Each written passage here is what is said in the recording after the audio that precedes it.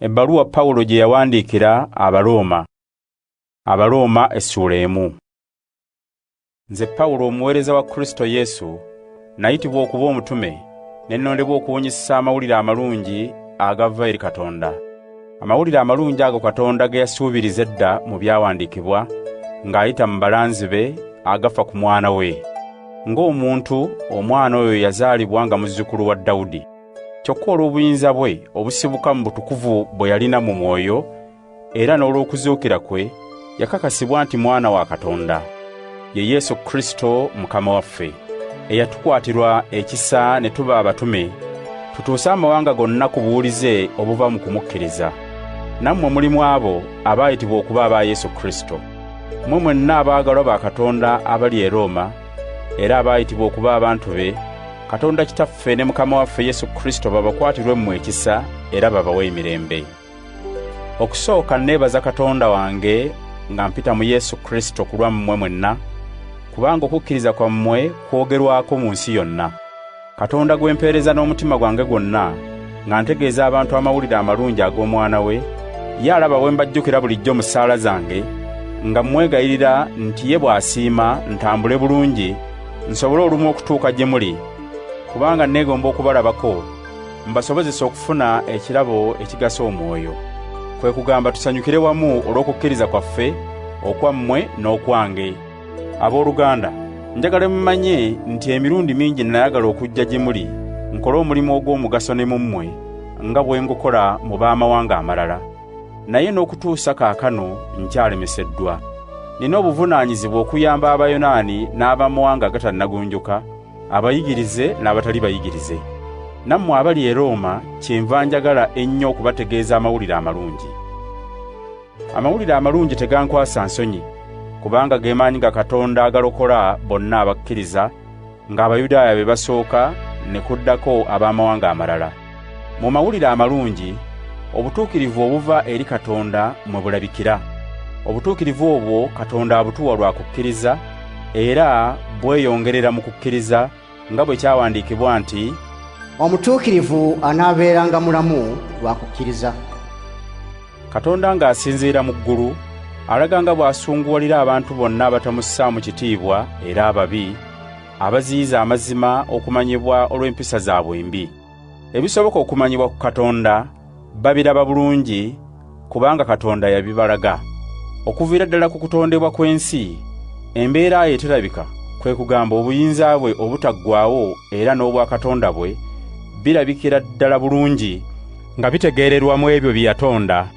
N'olwekyo tebalina kyakwewolereza, kubanga newankubadde nga Katonda baamumanya, kyokka tebaamussaamu kitiibwa nga Katonda, wadde okumwebaza, wabula ebirowoozo byabwe byadda mu bitagasa, emitima gyabwe emisirusiru ne gijjuzibwa ekizikiza. Mu kweyita abagezi baafuuka basiru. Ekitiibwa kye bandiwadde Katonda ataggwaawo ne bakiwa ebifaananyi by'abantu obuntu, n'eby'ebinyonyi, n'eby'ensolo, n'eby'ebyewalula. Katonda kyeyava abaleka, emitima gyabwe ne girulunkanira eby'ensonyi, ne bawemula emibiri gyabwe bokka na bokka. Baagaana amazima agafa ku Katonda, ne bakkiriza eby'obulimba, ne basinzanga era ne baweerezanga ebitonde mu kifo ky'omutonzi atenderezebwa emirembe n'emirembe. Amiina. Katonda kyeyava abaleka ne bafugibwa okwegomba kwabwe okubi, abakazi baabwe ne bagaana ebyo emibiri gyabwe bye gyatonderwa, ne bagikozesanga ebyo bye gitaatonderwa. N'abasajja ne bakolanga bwe batyo, ne balekayo okumanyanga abakazi, ne babugujjanga okwegomba basajja bannaabwe, era ne bakolanga nabo eby'ensonyi, bwe batyo ne beeretera ekibonerezo ekigwanira okwonoona kwabwe. Era nga bwe baagaana okumanya Katonda, ne Katonda kyeyava abaleka ne bagwagowala emitima, ne bakolanga ebitasaana. Bajjudde ebyonoono ebya buli ngeri, obubi, omululu n'ettima. Bajjudde obuggya, obussi bw'abantu, obuyombi, n'okulowooza obubi ku balala. Bageya, basalaganako ebigambo, bakyawa Katonda, bavuma bannaabwe, beekulumbaza, beewaanawaana, era banoonyereza amakubo ag'okukola ebibi. Tebawulira bazadde baabwe, basirusiru, tebalina mazima, tebaagalana era tebalina kusaasira. newankubadde bamanyi nga Katonda asala omusango nti abakola ebyo basaanidde kufa naye babikola, ate tebakoma ku kubikola kwokka naye basiima n'abo ababikola. Abaruuma essula 2. Kale munnange gwe asalira abalala omusango, ne bw'obeera ani, tolina kyakwewolereza. Mu kusalira abalala omusango, naawe oba ogwesalidde okukusinga, kubanga bo bibakola, naawe agusala by'okolera ddala. Tumanyi nga abakola ebyo, Katonda abasalira omusango okubasinga, nga tasaliriza. Kale gwe munnange, asalira abakola ebyo omusango okubasinga, ate nga naawe by'okola, olowooza nti oliwona omusango Katonda gw'alisala? Oba ekisa kya Katonda ekingi n'obukwata mpola, n'okugumiikiriza kwe by'ogaya? Tomanyi nga Katonda akukwatirwa ekisa olyoke weenenye? Naye olw'obukakanjavu bw'omutima gwo ogutayagala kwenenya, weeterekedde okusalirwa omusango n'obukambwe, ku lunaku Katonda lw'aliragirako obusungu bwe ng'asala omusango awatali kusaliriza. Aliwa abantu bonna empeera ng'asinziira ku bye baakola. Abo abanyiikira okukola ebirungi nga baluubirira okufuna ekitiibwa n'ettendo n'obutafa, alibawa obulamu obutaggwaawo. Naye abo ab'empaka era abatogoberera mazima ne bagoberera ekitali kituufu, Katonda alibasunguwalira n'abakambuwalira. Abantu bonna abakola ebibi balibonyaabonyezebwa ne balumizibwa, ng'Abayudaaya be basooka ne kuddako ab'amawanga amalala. Naye bonna abakola obulungi baliweebwa ekitiibwa n'ettendo n'emirembe, ng'Abayudaaya be basooka ne kuddako ab'amawanga amalala, kubanga Katonda tasosola mu bantu. Bonna aboonoona nga tebamanyi mateeka balizikirizibwa nga tebavunaanibwa mateeka. Ate bonna aboonoona nga bamanyi amateeka balisalirwa omusango okusinziira mu mateeka, kubanga abatuukirivu mu maaso ga Katonda si beebo abawulira obuwuliza amateeka, wabula abo abakola bye galagira. Ab'amawanga amalala abatalina mateeka bwe bakolera mu kutegeera kwabwe ne batuukiriza ebyo amateeka bye galagira, be baba bafuuse amateeka agabafuga, newankubadde nga tebalina mateeka gali, kubanga balaga nti amateeka kye galagira kiwandiikiddwa mu mitima gyabwe. Kino n'eddoboozi ly'omutima gwabwe likikakasa, kubanga ebirowoozo byabwe emirundi egimu bibalumiriza omusango, ate emirundi emirala bibawolereza. Era okusinziira ku mawulire amalungi gentegeeza abantu ku bwa Yesu Kristo, bwe kityo bwe kiriba ku lunaku Katonda lwalisalirako abantu omusango olw'ebyo bye baakisa. Naye ggwe yeeyita Omuyudaaya, weesigama ku mateeka ne weenyumiririza mu Katonda. Omanyi Katonda by'ayagala okole, era wayigirizibwa mu mateeka okulondawo ekisinga obulungi. Okakasa nti oli mukulembeze w'abazibe b'amaaso, era amulisa abali mu kizikiza, aluŋŋamya abatalina magezi, era omuyigiriza w'abaana abato, kubanga mu mateeka mw'ojja byonna eby'amagezi n'eby'amazima. Kale ggwe ayigiriza abalala, lwaki ggwe teweeyigiriza? Ggwe ategeeza abantu obutabbanga, ate ggwe obba? Ogamba abalala nti temwendanga, ate ggwe n'oyenda? Okyawa ebitali Katonda, ate n'obba eby'omu masabo? Weenyumiririza mu mateeka ga Katonda, ate n'omuswazanga ogamenya? Kyawandiikibwa nti, mmwe muleetera erinnya lya Katonda okuvumibwa ab'amawanga amalala. Okukomolebwa kugasa bw'okwata amateeka, naye bw'ojeemera amateeka obanga atali mukomole. Kale atali mukomole bw'akwata ebiragiro ebiri mu mateeka, talibalibwa ng'eyakomolebwa? Oyo ataakomolebwa mu mubiri, kyokka n'atuukiriza ebyo amateeka bye galagira, talikusalira omusango okukusinga ggwe omumenyi w'amateeka, newankubadde ng'olina ebyawandiikibwa mu mateeka era nga wakomolebwa? Omuyudaaya ddala si yoyo alabikira ku by'okungulu, era okukomolebwa okw'amazima si kwekwo okw'okungulu ku mubiri. Naye Omuyudaaya ddala ye Muyudaaya munda, eyafuna okukomolebwa okw'amazima okutali kwa kungulu ku mubiri, wabula okw'omu mutima. Omuntu ng'oyo tatendebwa bantu wabula Katonda. Abaruuma essula 3. Kale Omuyudaaya kiki kyasinza abalala? Oba okukomolebwa kugasa ki? Kugasa mu ngeri yonna. Okusookera ddala Abayudaaya be baakwasibwa ekigambo kya Katonda. Kale kiba kitya abamu ku bo bwe bataba beesigwa? Obuteesigwa bwabwe bulijjawo obwesigwa bwa Katonda? Nedda, tekisoboka. Katonda abawa amazima, buli muntu ne bw'aba omulimba nga bwe kyawandiikibwa nti, oba mutuufu mu bigambo byo, bw'osalirwa omusango gwe osinga. Naye obanga ffe okuba ababi kiragira ddala nga Katonda bw'asala omusango mu bwenkanya, tunaagamba tutya? Tugambe nti Katonda bw'atubonereza abamubi? Njogera ng'abantu bwe boogera. Nedda, tekisoboka. Katonda bw'ataba mwenkanya, ate olwo ayinza atya okulamula ensi? Naye obulimba bwange bwe bwongera okulaga nga Katonda bw'ali ow'amazima, n'aweebwa ekitiibwa, nze ate lwaki mba nkyasalirwa omusango okunsinga ng'omwonoonyi? Era lwaki tetugamba nga bwe tuwaayiriza, era ng'abamu bwe batulumiriza, nti bwe tugamba nti tukole ebibi mulyoke muveemu ebirungi, ng'abamu bwe batuwaayiriza nti bwe tugamba, abo basaanidde okusalirwa omusango okubasinga. Kale olwo ffe Abayudaaya tulina kye tusinza abalala? Nedda, tetukirina. Nga bwe nasoose okulaga nti abantu bonna Abayudaaya n'abamawanga amalala bafugibwa kibi, nga bwe kyawandiikibwa nti, tewali mutuukirivu wadde omu, tewali ategeera wadde anoonya Katonda. Bonna abaawa, bonna awamu baakola ebitasaana, tewali akola kirungi wadde omu bw'ati. Emimiro gyabwe entaana yasaamiridde, ennimi zaabwe bazoogeza bya bukuusa, bye byogera bya kabi ng'obusa bw'enswera. Akamwa kaabwe kajjudde ebikolimo n'ebigambo eby'obukambwe. Banguwa okugenda okutta abantu. Buli gye bayita baleetera abantu okuzikirira era n'okunakuwala. Tebamanyi kuleetera bantu mirembe, era tebafa kussaamu Katonda kitiibwa. Tumanyi nti byonna ebiri mu mateeka bikwata ku abo abafugibwa amateeka ago, waleme kubaawo yeewolereza, wabula ab'oku nsi bonna Katonda abasalire omusango. Mu maaso ge tewali muntu n'omu alibalwa okuba omutuukirivu olw'okutuukiriza ebiri mu mateeka. Amateeka kye gakola kwe kumanyisa omuntu nti akoze kibi. Naye kaakano obutuukirivu obuva eri Katonda nga tebuyita mu mateeka bulabise era bukakasibwa amateeka n'abalanzi. Bwe butuukirivu Katonda bw'awa abantu bonna abakkiriza Yesu Kristo, kubanga bonna tewali njawulo. Bonna baayonoona ne balemwa okutuuka ku kitiibwa Katonda kye yayagala babeere nakyo.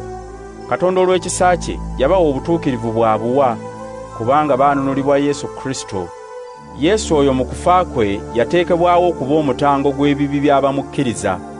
Bw'atyo Katonda n'alaga nga bw'ali omutuukirivu, kubanga mu kugumiikiriza kwe ebibi ebyakolebwa edda yabiisaako amaaso, alyoke akakase mu kiseera kino nga bw'ali omutuukirivu, era nga bw'awa obutuukirivu buli muntu akkiriza Yesu. Kale ekitwenyumirizisa kiki? Tekiriiwo. Lwaki tekiriiwo? Olw'ebyo bye tukola? Nedda, naye lwa kukkiriza. Tukakasiza ddala nti omuntu aba mutuukirivu lwa kukkiriza, so si lwa kutuukiriza eby'amateeka bye galagira. Kazi Katonda w'Abayudaaya bokka, ab'amawanga amalala bo si waabwe? Ddala nabo waabwe, kubanga Katonda ali omu, era abakomole alibawa obutuukirivu ng'asinziira ku kukkiriza kwabwe, n'abatali bakomole alibubawa olw'okukkiriza kwabwe. Nolwekyo amateeka tugaggyawo olw'okukkiriza okwo? Nedda, tekisoboka, naye tuganyweza bunyweza. Abaruuma essuula 4. Kale tunaagamba ki ku jjajjaffe Aburahamu? Singa Aburahamu yali mutuukirivu olw'ebyo bye yakola, yandibadde n'ekimwenyumirizisa, wabula takirina mu maaso ga Katonda. Kale ekyawandiikibwa kigamba kitya? Kigamba nti Aburahamu yakkiriza Katonda n'abalibwa okuba omutuukirivu. Omuntu akola omulimu, empeera ye tebalibwa ng'emuweebwa obuweebwa ng'ekirabo obulabo, wabula aba ateekwa okugiweebwa. Kyokka atakoze mulimu, wabula n'akkiriza bukkiriza Katonda atukuza aboonoonyi n'abafuula abatuukirivu, okukkiriza kwe Katonda kwasinziirako okumufuula omutuukirivu. Era kino Dawudi kye yategeeza bwe yayogera ku mukisa gw'omuntu Katonda gw'abala okuba omutuukirivu awatali byakoze. Agamba nti, ba mukisa abasonyiibwa ebyonoono byabwe ne baggyibwako ebibi byabwe. Omuntu oyo wa mukisa Mukama gw'abala nti talina kibi. Kale omukisa ogwo gw'abakomole bokka, oba n'abatali bakomole nabo gwabwe. Tugamba nti Abrahamu yakkiriza Katonda n'abalibwa okuba omutuukirivu. Kino kyabaawo ddi? Ng'amaze okukomolebwa oba nga tannakomolebwa? Tekyabaawo ng'amaze okukomolebwa wabula nga tannaba kukomolebwa. Yakomolebwa luvannyuma, okukomolebwa kwe ne kuba akabonero akakakasa obutuukirivu bwe yaweebwa olw'okukkiriza kwe nga tannakomolebwa. Bw'atyo n'abajjajja wa bonna abakkiriza nga si bakomole ne babalibwa okuba abatuukirivu. Era ye jjajja w'abakomole so si owaabo abakoma ku kukomolebwa obukomolebwa, naye owaabo abagoberera obulamu obw'okukkiriza jjajjaffe Abrahamu bwe yalina nga tannakomolebwa. Abrahamu n'ezzadde lye baasuubizibwa okuweebwa ensi, si lwa kutuukiriza ebiri mu mateeka g'Ekiyudaaya, wabula lwa butuukirivu buva mu kukkiriza. Singa abo abanywerera ku mateeka g'Ekiyudaaya be baweebwa ebyo Katonda bye yasuubiza, okukkiriza kwandibadde kwa bwereere, n'ebyo Katonda bye yasuubiza tebyandibaddewo, kubanga amateeka gatuleetera okusunguwalirwa Katonda. Naye awatali mateeka tewaba kwonoona. Kale ebyo Katonda bye yasuubiza byesigamye ku kukkiriza, biryoke birabikire ddala nti byava mu kisa kya Katonda okuweebwa ezzadde lya Abrahamu lyonna, so si abo bokka abanywerera ku mateeka, naye n'abo abalina okukkiriza nga Abrahamu kwe yalina, kubanga Abrahamu ye jjajjaffe ffenna, nga bwe kyawandiikibwa nti, nkutaddewo obeere jjajja w'amawanga amangi. Ekyo kyamusuubizibwa Katonda gwe yakkiriza, Katonda azuukiza abafu era alagira ebitaliiwo ne bibaawo. Abrahamu yakkiriza n'asuubira mu kifo ky'okuggwaamu essuubi, kyeyava aba jjajja w'amawanga amangi nga bwe yasuubizibwa nti, ezzadde lyo liriba bwe lityo. Teyaddirira mu kukkiriza newankubadde nga yali awezezza emyaka nga 10 egy'obukulu, era ng'alaba nti omubiri gwe gulinga ogufudde, nga ne Saara mugumba. Teyalekayo kukkiriza, era teyabuusabuusa mu ebyo Katonda bye yamusuubiza. Yeeyongera okufuna amaanyi mu kukkiriza kwe, n'agulumiza Katonda, kubanga yakakasiza ddala nti Katonda asobola okukola kye yasuubiza. Olw'okukkiriza kwe kyeyava abalibwa okuba omutuukirivu. Kyokka ebigambo ebigamba nti yabalibwa okuba omutuukirivu tebyawandiikibwa ku lulwe yekka, wabula era ne ku lwaffe. Naffe abakkiriza oyo eyazuukiza Yesu Mukama waffe tulibalibwa okuba abatuukirivu. Yesu oyo yattibwa olw'ebibi byaffe, n'azuukira tulyoke tuggyibweko omusango. Abaruuma essuula 5. Kale nga bwe tubaliddwa okuba abatuukirivu olw'okukkiriza, tulina emirembe mu maaso ga Katonda ku bwa Mukama waffe Yesu Kristo. Muye mwe twayita okutuuka ku kisa kya Katonda kye tulimu, era tusanyuka olw'okusuubira okugabana ku kitiibwa kya Katonda. Si ekyo kyokka, naye twongerako n'okusanyuka mu kubonaabona kwaffe, nga tumanyi nti okubonaabona kuvaamu okugumiikiriza, okugumiikiriza ne kuvaamu okusiimibwa Katonda, n'okusiimibwa Katonda ne kuvaamu okusuubira. Ate okusuubira okwo tekutuswaza, kubanga okwagala kwa Katonda kwabunduggulwa mu mitima gyaffe ku bwa Mwoyo Omutuukirivu gwe twaweebwa. Bwe twali nga tetweyinza, Kristo yafiirira aboonoonyi mu kiseera Katonda kye yateesa. Kiba kizibu omuntu okufiirira oyo akola ebituufu. Kale akolera abalala ebyekisa, mpozzi wandibaawe eyeewaayo okumufiirira. Naye Katonda alagira ddala nga bw'atwagala, kubanga Kristo yatufiirira bwe twali nga tukyali boonoonyi. Kaakano nga bwe tubalibwa okuba abatuukirivu olw'okufa kwe, tugenda kusingawo nnyo okulokolebwa ku bubwe, tuwone obusungu bwa Katonda. Kuba obanga bwe twali nga tukyali balabe ba Katonda, twatabaganyizibwa naye olw'okufa kw'omwana we. Kaakano nga bwe tutabaganye naye, obulamu bw'omwana we bujja kusingawo okutulokola. Era si ekyo kyokka, wabula twongerako n'okusanyukira mu Katonda ku bwa Mukama waffe Yesu Kristo atutuusizza kaakano ku kutabagana okwo. Ng'ekibi bwe kyajja mu nsi olw'omuntu omu ne kireeta okufa, n'okufa bwe kutyo bwe kwabona ku bantu bonna, kubanga bonna baayonoona. Ddala ekibi kyaliwo mu nsi ng'amateeka tegannateekebwawo, era awatali tteeka tewali avunaanibwa kibi. Naye okufa kwafuga abantu okuviira ddala ku Adamu okutuusa ku Musa, nga kutwaliramu n'abo abataayonoona mu ngeri ya Adamu eyajeemera ekiragiro kya Katonda. Adamu yali afaananako n'oyo eyali alindirirwa okujja. Kyokka bombi si be bamu, kubanga ekirabo kya Katonda kisukkiridde nnyo okwonoona kw'omuntu. Kuba obanga okwonoona kw'omuntu omu kwaleetera abangi okufa, ekisa kya Katonda n'ekirabo kye kyaweera mu muntu omu Yesu Kristo kyasinzaawo nnyo okubona abangi. Era ekirabo kya Katonda tekiringa okufa okwava mu kwonoona kw'omuntu omu oli. Ekibi kye ekimu kyaleetera abantu okusingibwa omusango. Naye ebibi bingi bwe byakolebwa abantu, ne wabaawo ekirabo kye batasaanidde eky'okubaggisaako omusango. Obanga omuntu omu bwe yayonoona, okufa kwafuga olw'omuntu oyo omu, abo Katonda bwe yakwatirwa ekisa ekisukkirivu n'ekirabo eky'obutuukirivu, balisingawo nnyo okufugira mu bulamu olw'omuntu omu Yesu Kristo. Era ng'okwonoona kw'omuntu omu bwe kwaleetera abantu bonna okusingibwa omusango, bwe kityo n'ekikolwa eky'obutuukirivu ekyakolebwa omuntu omu kyaleetera abantu bonna okuggyibwako omusango n'okuweebwa obulamu. N'olwekyo ng'obujeemu bw'omuntu omu bwe bwaleetera abangi okuba aboonoonyi, bwe butyo n'obuwulize bw'omuntu omu bulireetera abangi okuba abatuukirivu. Amateeka gajja okwonoona kulyoke kweyongere, naye okwonoona gye kwakoma okweyongera, n'ekisa kya Katonda gye kyakoma okweyongera ennyo kusingawo. Era ng'ekibi bwe kyafugira mu kufa, n'ekisa kya Katonda bwe kityo bwe kifugira mu butuukirivu, ne kitutuusa mu bulamu obutaggwaawo ku bwa Yesu Kristo Mukama waffe. Abaruuma essula 6. Kale tunaagamba tutya? Tubeere mu kibi ekisa kya Katonda kiryoke kyeyongere? Nedda, tekisoboka.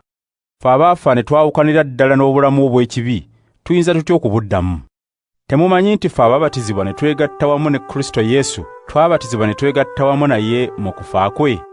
Bwe twabatizibwa, twaziikibwa wamu naye, ne tugabana ku kufa kwe. Bwe tutyo nga Kristo bwe yazuukizibwa obuyinza bwa Kitaawe obw'ekitiibwa, naffe tubenga mu bulamu obujja. Kale obanga twegatta wamu naye mu kufa kwe, era bwe tutyo tulyegatta wamu naye ne mu kuzuukira kwe. Tumanyi nti embeera yaffe ey'edda yakomererwa ku musaalaba wamu ne Kristo, omubiri ogukola ekibi gulyoke guzikirizibwe, tuleme okuddamu okuba abaddu b'ekibi. Omuntu afudde aba takyafugibwa kibi. Naffe obanga twafiira wamu ne Kristo, era tukkiriza nti tuli babalamu wamu naye. Tumanyi nti nga Kristo bwe yazuukira, takyaddamu kufa, okufa tekukyamufuga. Okufa kwe yafa olw'ekibi, yafa omulundi gumu, kyokka kaakano mulamu, nga mulamu eri Katonda. Bwe mutyo nammwe musaanye okwebala nti mufudde ne mwawukana n'ekibi, ne muba balamu eri Katonda, nga muli wamu ne Kristo Yesu. N'olwekyo temukkirizanga ekibi okuddamu okufuga mu mibiri gyammwe egifa, ne mugondera okwegomba kwagyo okubi.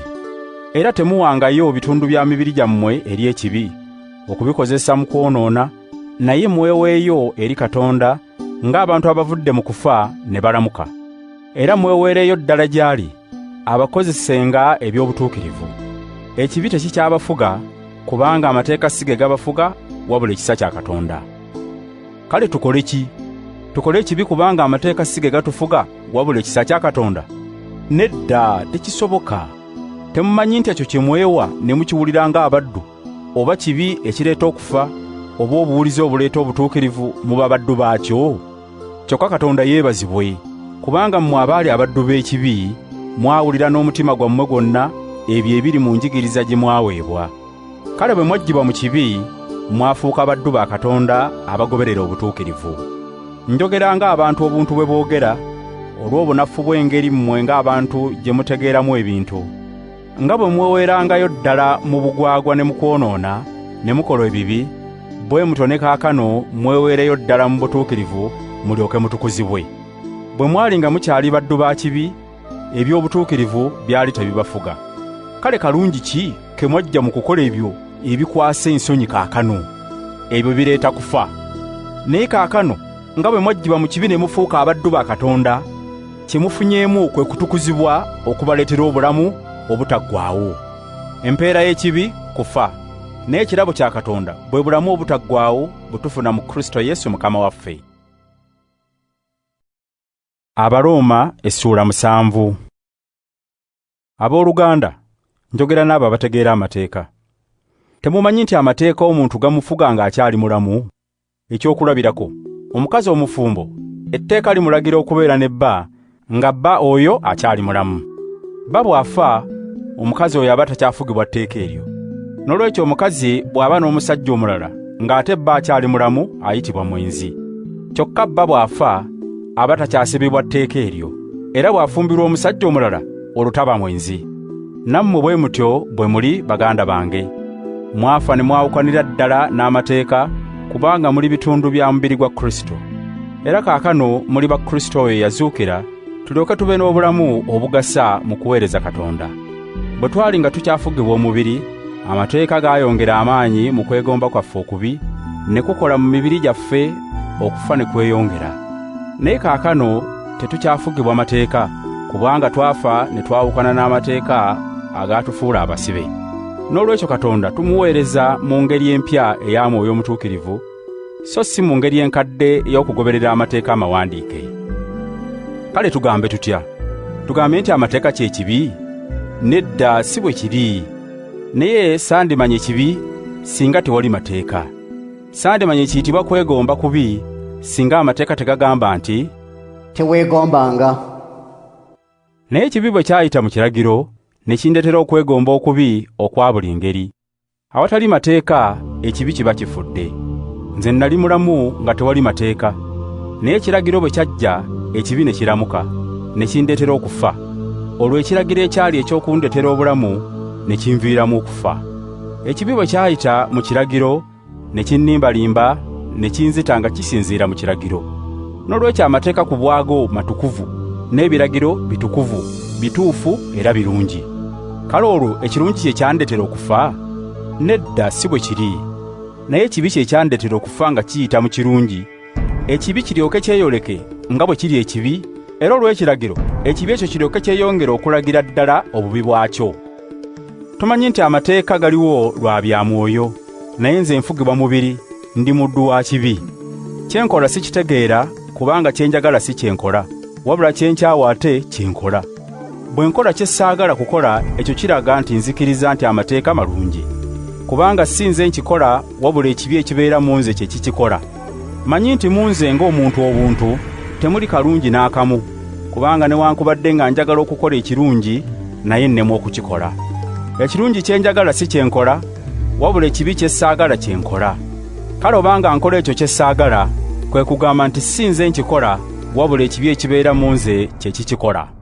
Kale kino kye ndaba mu nze, bwe njagala okukola ekirungi ate nnondawo okukola kibi. Mu mwoyo gwange nsanyukira etteeka lya Katonda, naye mu mubiri gwange nsangamu ekirala ekirwanyisa etteeka eryo, amagezi gange lye gasemba, ne kinfuula omuddu w'etteeka ly'ekibi ekiri mu mubiri gwange. Nze nga ndi muntu munaku, ani alimponya omubiri guno oguntwala mu kufa? Katonda yeebazibwe ankolera ekyo ng'ayita mu Yesu Kristo Mukama waffe. Kale bwe ntyo bwe ndi, mu kutegeera kwange nze ngoberera amateeka ga Katonda, naye mu kwegomba kwange ngoberera tteeka lya kibi. Abaruuma essula 8. Kale kaakano abo abali mu Kristo Yesu tebakyalina musango, kubanga etteeka lya mwoyo erituwa obulamu ffe abali mu Kristo lyamponya etteeka erireeta ekibi era n'okufa. Amateeka kye gataasobola kukola olw'okulemesebwa obunafu bw'omubiri, Katonda yakikola. Yasalira ekibi ekiri mu mubiri omusango kukisinga bwe yatuma omwana we yennyini ng'alina omubiri ogufaananira ddala omubiri ogukola ekibi, alyoka awangula ekibi.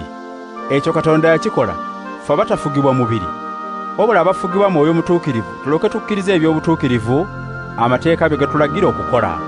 Kubanga abo abafugibwa omubiri beemalira ku bya mubiri, naye abo abafugibwa Mwoyo Mutuukirivu beemalira ku bya Mwoyo Mutuukirivu. Okwemalira ku by'omubiri kuleeta kufa, naye okwemalira ku bya Mwoyo Mutuukirivu kwe kuleeta obulamu n'emirembe. Okwemalira ku by'omubiri kuleetera omuntu okuba omulabe wa Katonda nga tawulira amateeka ga Katonda, era ddala tayinza kugawulira. Era abo abafugibwa omubiri tebayinza kusanyusa Katonda. Naye mmwe obanga ddala Mwoyo wa Katonda ali mu mmwe, temufugibwa mubiri, wabula mufugibwa mwoyo. Oyo atalina Mwoyo wa Kristo si wa Kristo. Naye obanga Kristo ali mu mmwe, emibiri gyammwe ne bwe gifa olw'ekibi, emyoyo gyammwe giba miramu olw'okutukuzibwa Katonda. Obanga Mwoyo wa Katonda yazuukiza Yesu ali mu mmwe, oyo yazuukiza Kristo Yesu, n'emibiri gyammwe egifa aligiwa obulamu ku bwa Mwoyo we ali mu mmwe. Kale nno abooluganda tulina ebbanja. naye omubiri si gwe gutubanja nti tugobererenga ebyo bigwagala. Bwe munaagobereranga eby'omubiri mugenda kufa, naye Mwoyo bw'anaabayambanga ne mulekerayo ddala ebikolwa byammwe ebibi, muliba balamu. Bonna abaluŋŋamizibwa Mwoyo wa Katonda be baana ba Katonda. Temwaweebwa mwoyo gwa buddu okudda mu kutya, naye mwaweebwa Mwoyo Mutuukirivu abafuula abaana ba Katonda, atusobozesa okuyita Katonda nti Abba, ekitegeeza nti Kitaffe. Mwoyo yennyini akakasiza wamu n'emyoyo gyaffe nti tuli baana ba Katonda. Nga bwe tuli abaana be, tulifuna ebyo bye yasuubiza abantu be, era tulifunira wamu ne Kristo ebyo Katonda bye yamuterekera. Bwe tubonaabonera wamu ne Kristo, era tuliweera wamu naye ekitiibwa. Ndaba ng'okubonaabona kwaffe okw'omu kiseera kino ekiriwo tekuyinza kugeraageranyizibwa na kitiibwa ekiritulagibwa. Ebitonde byonna bitunulankaliriza nga birindirira okulagibwa kw'abaana ba Katonda. Ebitonde ebyo byafuuka ebitalina mugaso, si lwa kweyagalira wabula ku bw'oyo eyayagala bibe bwe bityo. Naye waliwo essuubi nti ebitonde byennyini biriggyibwa mu buddu obubireetera okuvunda ne bifuna eddembe ery'ekitiibwa ky'abaana ba Katonda. Tumanye ng'okutuusa kaakano ebitonde byonna bisinda era byonna birumwa ng'omukazi alumwa okuzaala. Naye si bitonde byokka, wabula naffe abaafuna Mwoyo Mutuukirivu ng'ekirabo kya Katonda ekisookera ddala, tusinda mu mitima gyaffe nga tulindirira Katonda okutufuula abaana be n'okununula emibiri gyaffe. Twalokolebwa lwa kusuubira, naye singa kye tusuubira tuba tukirabako, okwo tekwandibadde kusuubira. Ani asuubira ekyo ky'alabako? Naye bwe tusuubira kye tutalabako, tugumiikiriza ne tukirindirira. Ne Mwoyo bw'ati atuyamba mu bunafu bwaffe, kubanga tetumanyi kusaba Katonda nga bwe kitugwanira. Naye Mwoyo yennyini atwegayiririra n'okusinda okutayogerekeka. Era Katonda akebera emitima gy'abantu, amanyi Mwoyo ky'alowooza, kubanga Mwoyo yeegayiririra abantu ba Katonda nga Katonda bw'ayagala. Tumanyi nti abaagala Katonda era bwe yayitanga bwe yayagala, byonna ebibatuukako bibaviiramu ebirungi. Kubanga Katonda yamanya dda abantu be nga tebannaba na kubaawo, era yabategeka bafaanane omwana we, omwana we oyo alyoke abe omubereberye mu booluganda abangi. Abo Katonda beetegeka beebo be yayita, era abo be yayita beebo be yatukuza, era abo be yatukuza beebo be yawa ekitiibwa. Kale ebyo tunaabyogerako ki? Katonda bw'abeera ku lwaffe, ani asobola okutulwanyisa? Oyo ataasaasira na mwana we yennyini n'amuwaayo ku lwaffe ffenna, alirema atya okutugabira byonna awamu naye? Ani aliroopa abalondemu ba Katonda nga Katonda yennyini abaggyako omusango? Ani alibasalira omusango okubasinga? Kristo yafa era yazuukira, oyo aliraanye Katonda ku ludda lwe olwa ddyo y'atuwolereza. Kale ani alitwawukanya n'okwagala kwa Kristo? Kubonaabona oba bulumi, oba kuyigganyizibwa oba njala, oba kuba bwereere, oba kabi oba kitala. Nga bwe kyawandiikibwa nti, olunaku lwonna tuli mu kabi kakuttibwa ku lulwo, tubalibwa ng'endiga ez'okuttibwa. Naye mu ebyo byonna tuwangulira ddala ku bw'oyo eyatwagala. Nkakasiza ddala nti newankubadde bamalayika, wadde abafuzi n'ab'obuyinza abalala, newankubadde ebiriwo wadde ebigenda okubaawo, newankubadde obugulumivu wadde okukka wansi, wadde ekitonde ekirala kyonna, tebirisobola kutwawukanya na kwagala kwa Katonda okuli mu Kristo Yesu Mukama waffe. Abaruuma essuula 9. Njogerera ddala mazima mu Kristo, sirimba, n'omwoyo gwange nga gufugibwa mu Mwoyo Mutuukirivu, gukinkakasa nti ndi munakuwavu nnyo, era nnina obulumi obutakkiriza mutima gwange kuwummula, kubanga nandyagadde nze mwene nkolimirwe Kristo olw'abaganda bange bwe tuli ab'eggwanga erimu, be Bayisirayiri abaaweebwa omukisa okuba abaana ba Katonda, era abaaweebwa ekitiibwa n'endagaano n'amateeka n'engeri y'okusinzangamu Katonda, era abaasuubizibwa ebirungi. Bajjajjaabwe Kristo ng'omuntu be yasibukamu. Katonda afuga byonna atenderezebwenga emirembe gyonna. Amiina. Naye si kwe kugamba nti ebyo Katonda bye yasuubiza byalema okutuukirizibwa. Abayisirayiri bonna si be Bayisirayiri ddala, era abazzukulu ba Abulahamu mu mubiri si be baana ba Katonda. Wabula kyawandiikibwa nti, mu Isaaka mwe muliva abaliyitibwa abazzukulu bo. Ekyo kitegeeza nti ababazaalibwa mu kuzaalibwa kwa bulijjo si be baana ba Katonda, wabula ababazaalibwa nga kiva mu kusuubiza kwa Katonda be babalwa okuba abazzukulu ba Abaruumi abatuufu. Katonda bwe yali asuubiza yagamba nti, ndikomawo mu kiseera ekituufu, era Saala aliba alina omwana ow'obulenzi. Era si ekyo kyokka, n'abaana ba Lebeka baalina kitaabu omu, Isaaka jjajjaffe. Naye bwe baali nga tebannaba na kuzaalibwa, era nga tebannabaako kye bakola ekirungi oba ekibi, Katonda n'agamba Lebeka nti, omukulu ye aliweereza omuto. Kino kyali bwe kityo kiryoke kikakase nti Katonda alonda oyo gw'aba ayise, nga tasinziira ku ebyo abantu bye bakola, nga bwe kyawandiikibwa nti, Yakobo namwagala, kyokka Esawu ne mukyawa. Kale tunaagamba tutya? Tunaagamba nti Katonda si mwenkanya? Nedda si bwe kiri, kubanga yagamba nti, ndisaasira oyo gwe nsaasira, era ndikwatirwa ekisa oyo gwe nkwatirwa ekisa. N'olwekyo tekiva ku ebyo omuntu by'ayagala wadde by'akola, wabula ku kusaasira kwa Katonda. Ekyawandiikibwa kigamba Falaawo nti, nakutuusa ku bukulu, ndyoke njoleseze obuyinza bwange mu ggwe, era mmanyise erinnya lyange mu nsi zonna. N'olwekyo Katonda asaasira oyo gw'ayagala okusaasira, era akakanyaza omutima gw'oyo gw'ayagala okukakanyaza omutima. Kale onoŋŋamba nti, obanga bwe kityo bwe kiri, lwaki Katonda anenya omuntu? Ani ayinza okuziyiza Katonda ky'ayagala? Naye gwe omuntu, ddala gwe ani awakanya Katonda? Ekibumbe ekigamba omubumbi nti, lwaki wammumba bw'oti? Omubumbi tayinza kukola ky'ayagala mu bbumba lye, ekitole ekimu n'akibumbamu ekibi eky'ekitiibwa n'ekirala ekigayibwa? Ne Katonda si kyekyo kye yakola? Yayagala okulaga obusungu bwe n'okumanyisa obuyinza bwe. Kyeyava agumiikiriza ennyo abo be yasunguwalira, abaateekerwateekerwa okuzikirira. Era yayagala okulaga ekitiibwa kye ekinene ennyo eri abo be yakwatirwa ekisa, era abo okuva edda be yateekerateekera ekitiibwa. Abo yeffe be yayita, si mu Bayudaaya bokka, wabula ne mu baamawanga amalala. Nga bw'agamba mu kitabo kya Hoseya nti, abataali bantu bange ndibayita abantu bange, ne gwe nnali saagala ndimuyita mukwano gwange.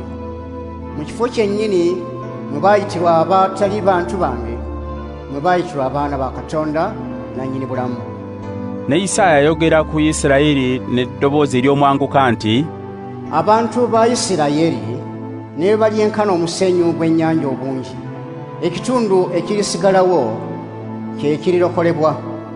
Mukama atalirema kusalawo kutuukiriza mangu kye yagamba okukola ku nsi.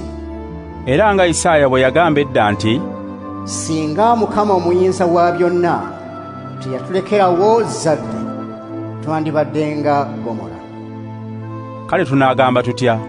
Tunaagamba nti abaamawanga amalala abataagobereranga butuukirivu baatuuka ku butuukirivu, kwe kugamba obutuukirivu obuva mu kukkiriza. Naye Abayisirayiri abaanoonyanga amateeka ag'okubatuusa ku butuukirivu obwo tebaagazuula. Lwaki? Kubanga tebaabugoberera nga beesigama ku kukkiriza, naye beesigama ku bye bakola ne beesittala ku jjinja eryo eryesittalwako. Nga bwe kyawandiikibwa nti, laba nteeka mu Siyoni ejjinja eryesittalwako, olwazi oliribasuula, era buli akkiriza oyo taliswazibwa. Abarooma essuula 10. Abooluganda, omutima gwange kye gwagala era kye nsabira Abayisirayiri eri Katonda kye kino nti balokolebwe. Nkakasa nga bajiikirira okussaamu Katonda ekitiibwa, naye okunyiikira kwabwe tekwesigamye ku kumanya okutuufu. Tebaamanya ngeri Katonda gy'aweeramu bantu butuukirivu, bwe batyo ne bagezaako okwezuulira ekkubo eryabwe ku bwabwe, ne batagoberera ngeri Katonda gy'aweeramu bantu butuukirivu. Ekigendererwa ky'amateeka kituukirizibwa mu Kristo, buli akkiriza alyoke abe mutuukirivu.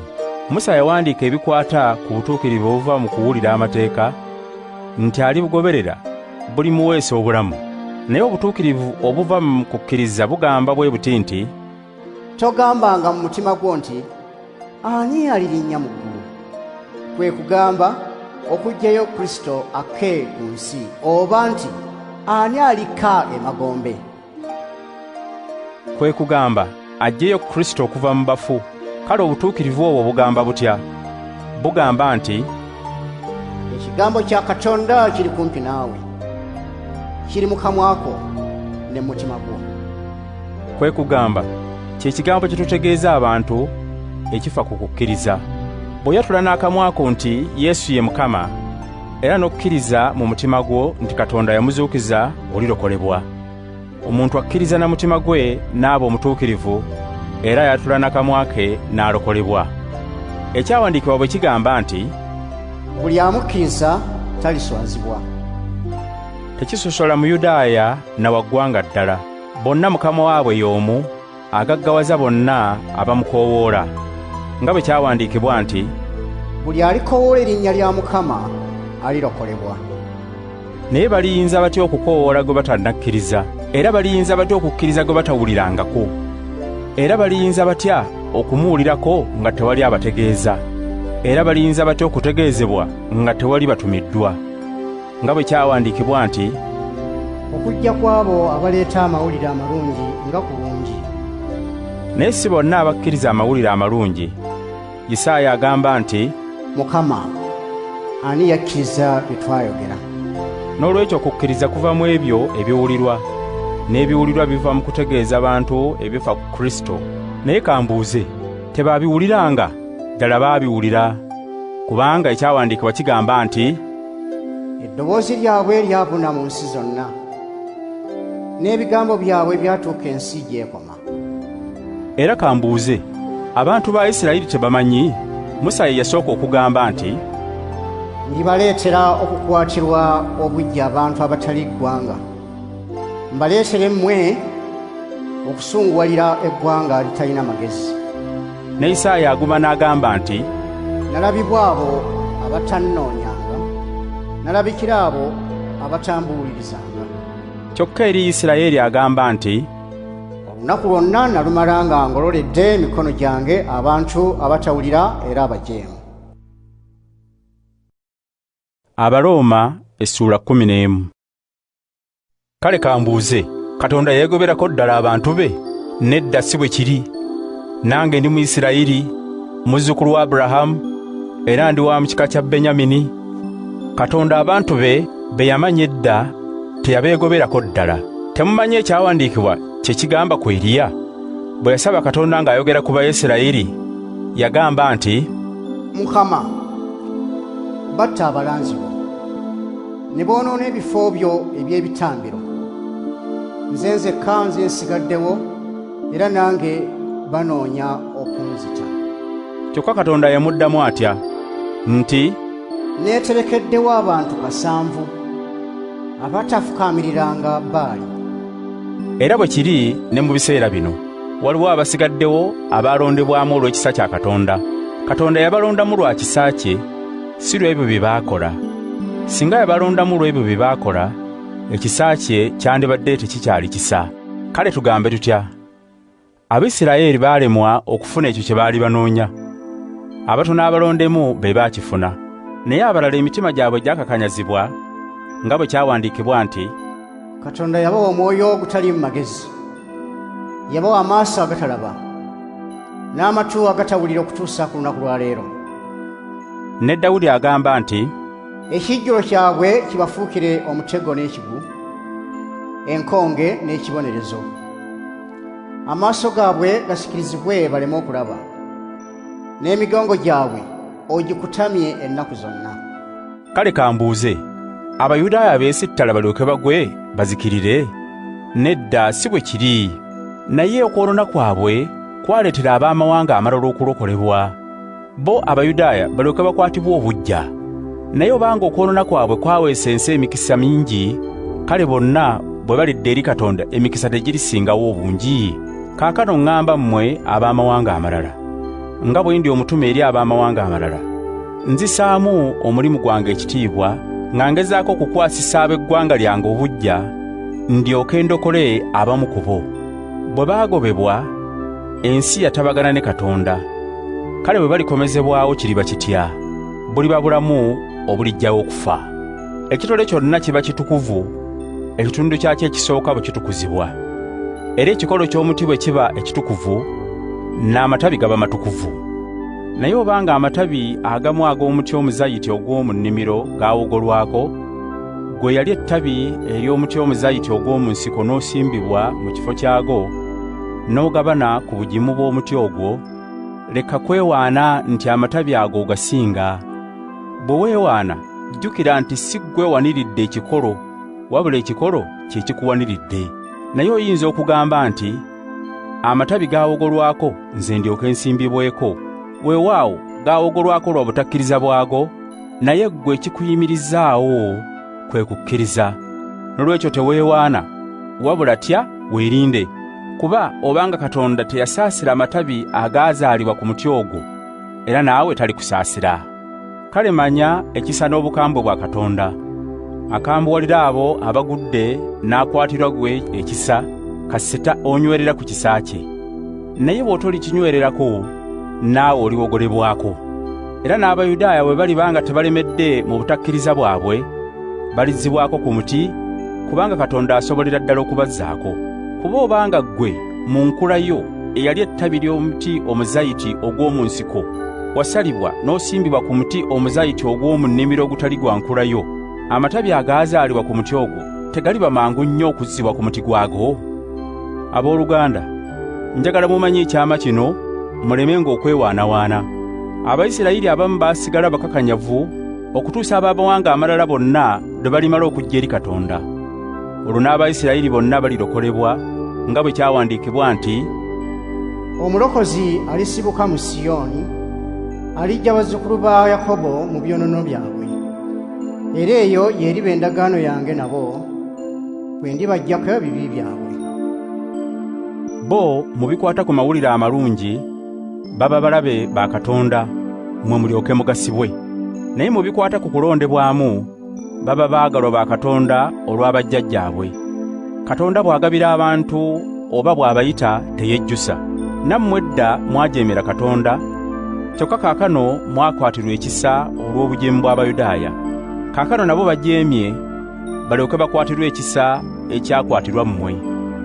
Katonda yaleka abantu bonna mu bujeemu alyoke akwatirwe bonna ekisa. Ddala obugagga bwa Katonda n'amagezi ge n'okumanya kwe nga tebikoma, byateesa nga tebyefumiitirizika, engeri ze nga tezitegerekeka. Ekyawandiikibwa kigamba nti, ani yali amanye Mukama by'alowooza? Ani yali amuwadde amagezi? Oba ani yali amuwadde ekirabo naye alyoke amuddize? Byonna yabitonda, ye abibeezaawo, era bibeerawo ku lulwe. Aweebwenga ekitiibwa emirembe n'emirembe. Amiina. Abaruuma essula 12. Kale abooluganda, mbeegayirira olw'okusaasira kwa Katonda, muwengayo emibiri gyammwe eri Katonda, gibe ekitambiro naye nga kiramu, ekitukuvu era ekimusanyusa. Okwo kwe kumusinzanga okw'amazima. Empisa zammwe mulemenga kuzifaananya n'ez'abantu ab'ensi, wabula mukyuke, mufune endowooza empya, mulyoke musobole okumanya ebyo Katonda by'ayagala, ebirungi, ebisanyusa era ebituufu.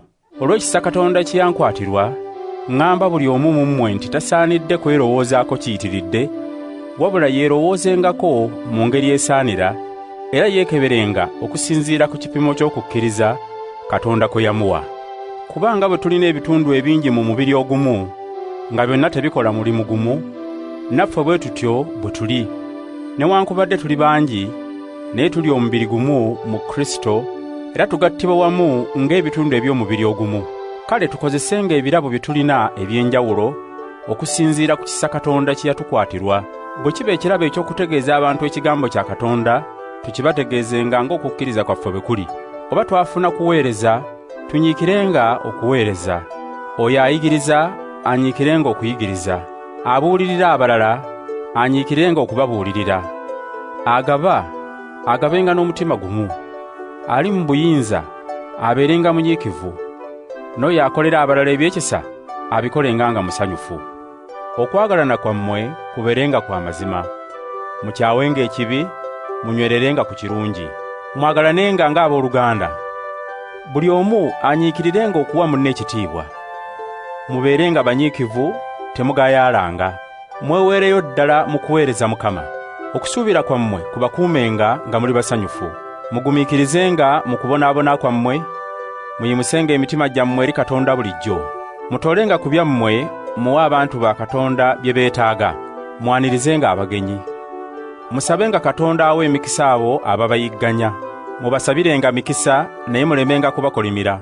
Musanyukirenga wamu n'abo abasanyuka. Munakuwalirenga wamu n'abo abanakuwala. Mussenga kimu mwenna, temwekulumbazanga. Omuntu bw'akolanga ekibalumya, mmwe temwesasuzanga. Mukolenga ekyo abantu bonna kye balabanga kye kirungi. Mukolenga kyonna kye musobola okutabagananga n'abantu bonna. Abaagalwa, temuwooleranga ggwanga, naye mulekenga Katonda y'abanga awoolera eggwanga. Mu byawandiikibwa Mukama agamba nti, okuwoolera eggwanga kwange nze ndisasula. N'olwekyo era ng'ebyawandiikibwa bwe bigamba, omulabe wo bw'alumwanga enjala omuwanga ekyokulya n'alya, era bw'alumwanga ennyonta omuwanga ekyokunywa n'anywa. Bw'okola bw'otyo olimuleetera okuwulira ennyo ensonyi. Towangulwanga bibi bikukolebwa balala, naye ggwe biwangulenga ng'okola ebirungi. Abaruuma essuula 13. Buli muntu awulirenga abafuzi, kubanga obuyinza bwonna buva eri Katonda, era abafuzi abaliwo Katonda ye yabateekawo. N'olwekyo ajeemera abafuzi aba ajeemedde abo Katonda be yateekawo, era abajeema balyereetera omusango, kubanga abafuzi tebaba baakutiisa abo abakola obulungi, wabula abo abakola obubi. Oyagala obutatiisibwa mufuzi? Kale kola bulungi, olwo ajja kukusiima, kubanga ye muweereza wa Katonda ku lw'obulungi bwo. Naye bw'okola obubi tya, kubanga obuyinza bw'alina si bwa bwereere. Ye muweereza wa Katonda era y'abonereza abakola obubi. N'olwekyo musaanidde okuba abawulize, si lwa kutya kubonerezebwa kwokka, naye n'olw'obulungi bw'emyoyo gyammwe, era kyemuva muwa omusolo, kubanga abafuzi baba baweereza ba Katonda bwe banyiikirira emirimu gyabwe. Kale bonna mubawenga bye muteekwa okubawa. Asolooza omusolo mugumuwe, asolooza empooza mugimuwe, ateekwa okutiibwa mu mutye, n'ow'ekitiibwa mukimuwe. Temubeeranga na bbanja eri muntu n'omu, wabula okwagalananga, kubanga ayagala muntu munne aba atuukirizza amateeka. Ebiragiro bino: toyendanga, tottanga muntu, tobbanga, tobeeranga na kwegomba kubi. N'ebiragiro ebirala byonna bigattiddwa mu kimu ekigamba nti, yagalanga muntu munno nga bwe weeyagala gwe wennyini. Alina okwagala takola muntu munne kabi, n'olwekyo okwagala kyekuva kutuukiriza amateeka gonna. Ate ebyo nga bikyali awo, mumanyi nti kino kye kiseera, essaawa etuuse mu okuzuukuka mu tulo, kubanga kaakano okulokolebwa kwaffe kuli kumpi okusinga we twatandikira okukkiriza. Ekiro kinaatera okuggwaako, olunaku lusembedde. Kale tuve mu ebyo bye tubadde tukola mu kizikiza, tukwate ebyokulwanyisa bye tunaakozesa emisana. Tube n'empisa ezisaanira abantu abali mu kitangaala, so si ez'abo abali mu kizikiza. Tuleme kwemalira mu binyumu ne mu kutamiira, newankubadde mu bwenzi ne mu bukaba, wadde mu kuyombanga ne mu bujja. Naye mwambale Mukama Yesu Kristo, mulemenga kuwa mubiri bbeetu okukolanga bigwegomba. Abaruuma essuula 14. Atali munywevu mu kukkiriza, temumugobaganyanga, naye era temuwakananga naye ku ebyo by'abuusabuusaamu. Waliwo akkiriza nti ayinza okulya buli ekiriibwa, naye atali munywevu mu kukkiriza alekerayo ddala okulya ennyama. Oyo alya buli ekiriibwa alemenga kunyooma oyo atakirya, n'oyo atakirya tanenyanga oyo akirya, kubanga Katonda teyamwegobaako. Gwani anenya omuweereza w'omulala? Mukama we asalawo oba akola bulungi oba akola bubi, era ajja kukola bulungi, kubanga Mukama yamusobozesa okuyimirirawo. Omu alowooza olunaku olumu okusinga olulala obukulu, omulala alowooza nti ennaku zonna zenkanankana. Buli muntu anywererenga ku kyalowooza okuba ekituufu. Oyo akuza olunaku akikola lwa kuwa Mukama kitiibwa, n'oyo alya buli ekiriibwa akirya lwa kuwa Mukama kitiibwa, kubanga yeebaza Katonda, era n'oyo atakirya akireka lwa kuwa Mukama kitiibwa, era yeebaza Katonda. Tewali muntu mu ffe abeera mulamu ku bubwe yekka, era tewali afa ku bubwe yekka. Bwe tubeera abalamu, tuba balamu ku bwa Mukama, era bwe tufa, tufa ku bwa Mukama. N'olwekyo oba tuba balamu oba tufa, tuba ba Mukama. Kristo kyeyava afa n'azuukira alyoke abeerenga Mukama w'abafu n'abalamu. Kale ggwe lwaki onenya muganda wo? Oba ggwe lwaki onyooma muganda wo? Ffenna tuliyimirira mu maaso g'entebe ya Katonda kwalisalira emisango, kubanga kyawandiikibwa nti, Mukama agamba nti, nga bwe ndi omulamu, buli muntu alinfukaamirira, era buli muntu alintendereza nze Katonda. N'olwekyo buli muntu mu ffe alinnyonnyolerako mu maaso ga Katonda. Kale tulekere awo okunenyagananga, naye mumalirire obutaleetawo kyesittaza wa Luganda oba ekimusuula mu kibi. Nga bwe ndi obumu ne Mukama waffe Yesu Kristo, mmanyi era nkakasa nga tewali kyakulya kizira ku bwakyo, wabula kiba kya muzizo eri oyo akirowooza nti kya muzizo.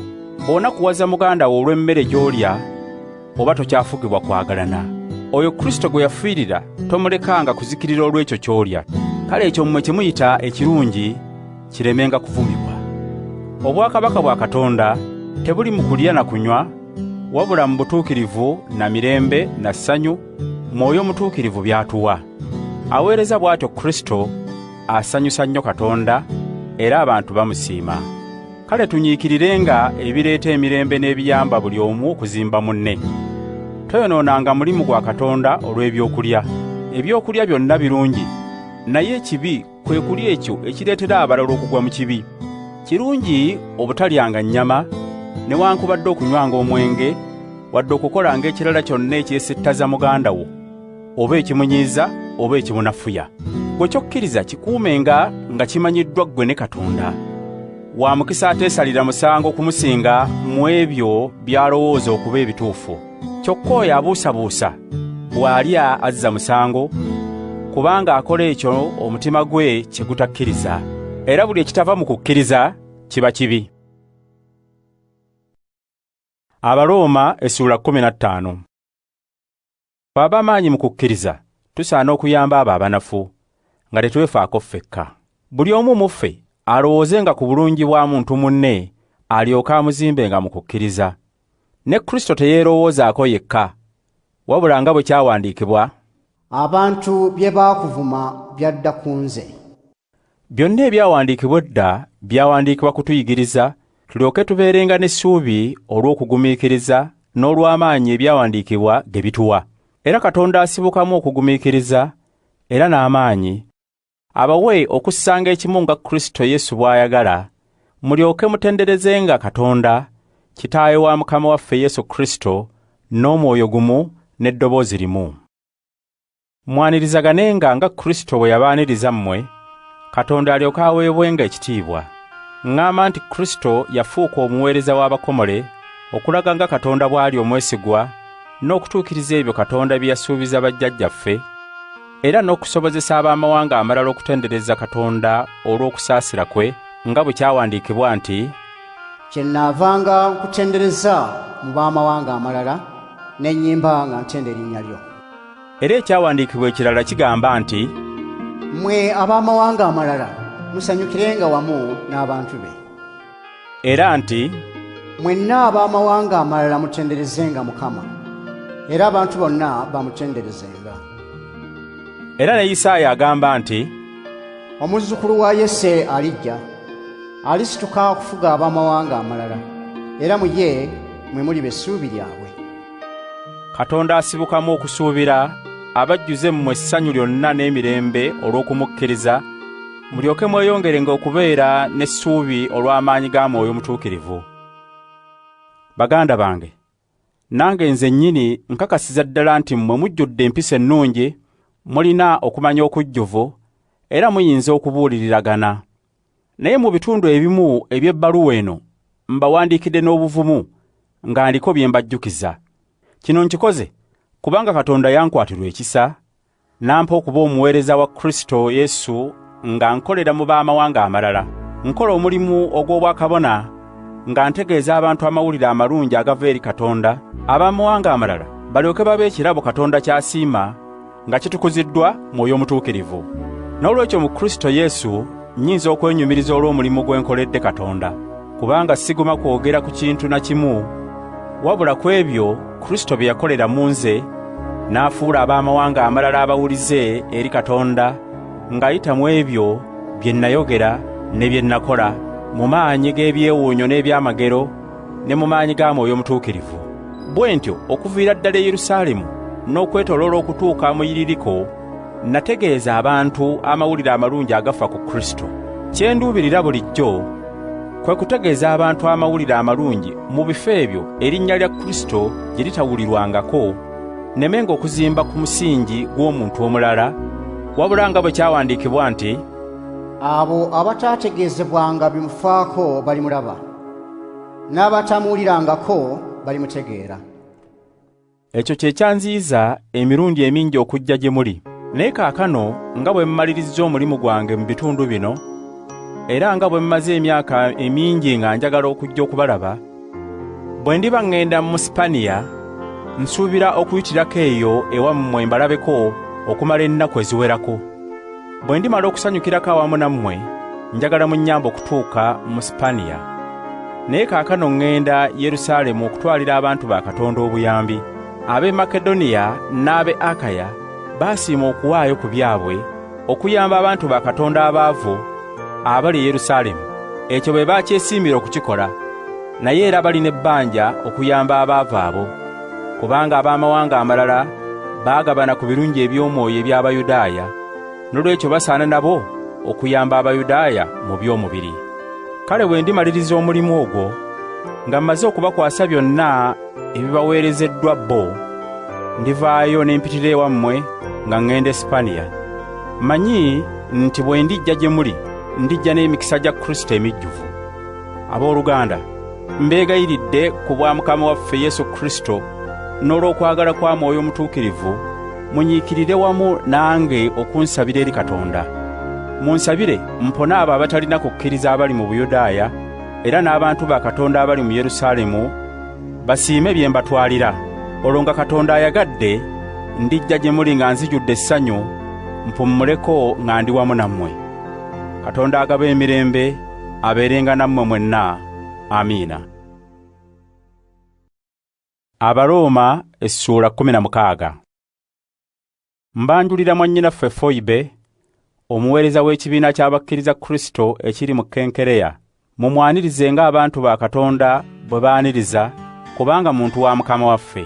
Era mumuwe kyonna kye yeetaaga ng'ali nammwe, kubanga naye yennyini yayamba bangi nga nange esibuzeemu.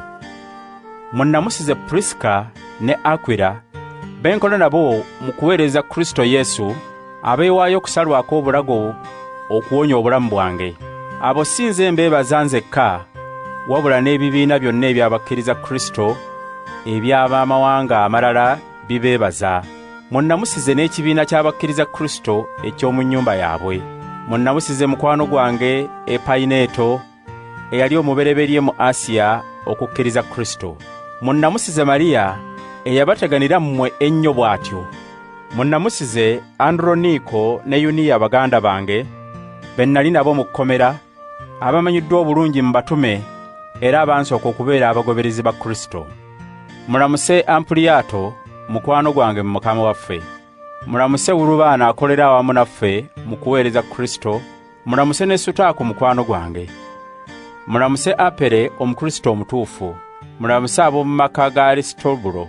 Munnamusize Herodiyaani muganda wange. Mulamuse n'ab'omu nnyumba ya Narukiso, abagoberezi ba Mukama waffe. Munnamusize Turufayina ne Turufoosa abakola omulimu gwa Mukama waffe. Munnamusize ne Peruso omwagalwa akoledde nnyo Mukama waffe. Mulamuse Ruufo omulondemu wa Mukama waffe. Mulamuse ne nnyina eyafuuka mmange. Mulamuse Asunkurito, Fulegoni, Herume, Paturoba, Heruma n'abooluganda abali awamu nabo.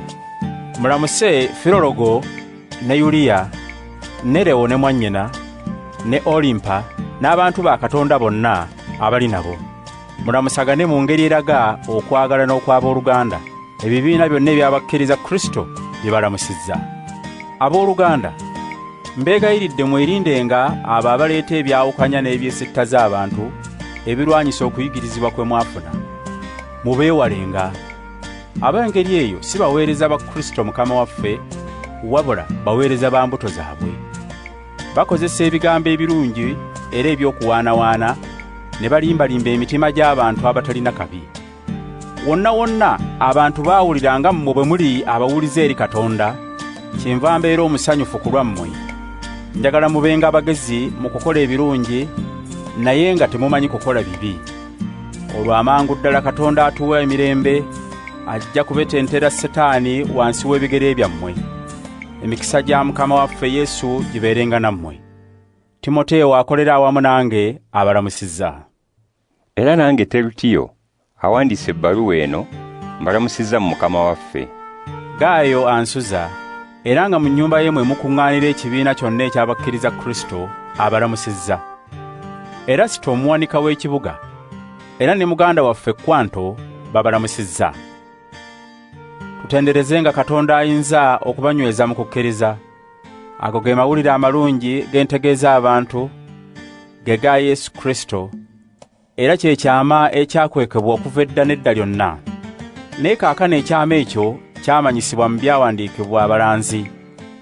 Era Katonda ataggwaawo yalagira kimanyibwe ab'amawanga gonna, abantu balyoke bakkirize Katonda era bamuwulirenga.